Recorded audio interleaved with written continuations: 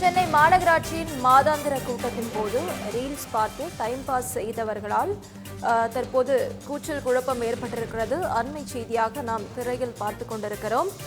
மக்கள் பிரச்சினைகளை பேச வேண்டிய மாமன்ற கூட்டத்தில் ரீல்ஸ் பார்த்து கவுன்சிலர்கள் பொழுதுபோக்கியதால் அதிர்ச்சி ஏற்பட்டிருக்கிறது. தற்போது அண்மை செய்தியாக நாம் இதை திரையில் பார்த்து கொண்டிருக்கிறோம்.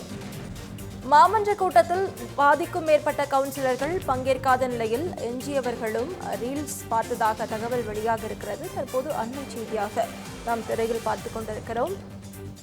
சென்னை மாநகராட்சியின் மாதாந்திர கூட்டத்தின் போது ரீல்ஸ் பார்த்து டைம் பாஸ் செய்த கவுன்சிலர்களால் சர்ச்சை ஏற்பட்டிருக்கிறது.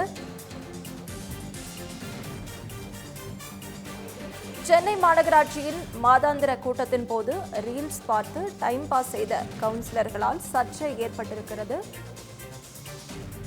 இது குறித்த முழு விவரங்களை வழங்க செய்தியாளர் மகேஷ் நம்மோடு இணைப்பில் காத்திருக்கிறார். மகேஷ், வணக்கம். முழு விவரங்கள். வணக்கம். மாதாந்திர கூட்டமானது மேயர் பிரியா தலைமையில இன்று காலை சரியாக 10 மணிக்கு தொடங்கியது. அந்த 10 மணி கூடிய பொழுது பொதுவான குறிப்பாக சென்னை மாநகராட்சி கவுன்சிலர்கள் பலரும் குறித்த கலந்துக்கவில்லை என்பது பெரிய ஒரு பேசு பொருளா மாறி இருக்கக்கூடிய சூழ்நிலை.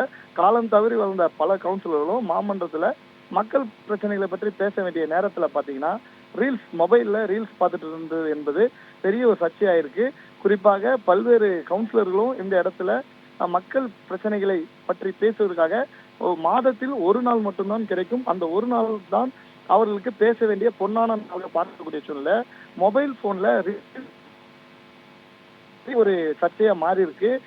பொதுவாக செயல்பட வேண்டும், மக்களுடைய பிரச்சனைகளும் மக்களுக்கு தேவையான ஒரு திட்டங்களையும் கொண்டு சென்று சேர்க்க வேண்டிய நேரத்துல பல கவுன்சிலர்களும் மொபைல்ல போனை பார்த்துட்டோம், அதே போல ரீல்ஸ்ல பார்த்துட்டு இருக்கோம், அதே போல யூடியூப் உள்ளிட்ட பல்வேறு இணையதள வசதிகளை பயன்படுத்திட்டு இருப்பதும் பார்க்க முடிகிறது. பல முறை மேயர் அவர்கள் இந்த கூட்டத்தில் வரக்கூடிய கவுன்சிலர்கள் சரியான நேரத்துக்கு வர வேண்டும் என அறிவுறுத்தியும் இது போன்ற கவுன்சிலர்கள் முறையாக வராமல் இருப்பது என்பது சென்னை மாநகராட்சியில இருக்கக்கூடிய கவுன்சிலர்களுக்கு ஒரு அவப்பெயரை ஏற்பட்டிருக்கு. பொறுப்புணர்ந்து கவுன்சிலர்கள் செயல்பட்டால்தான் மக்கள் பிரச்சனைக்கு உண்மையாக என்பதால் பார்க்க முடிகிறது.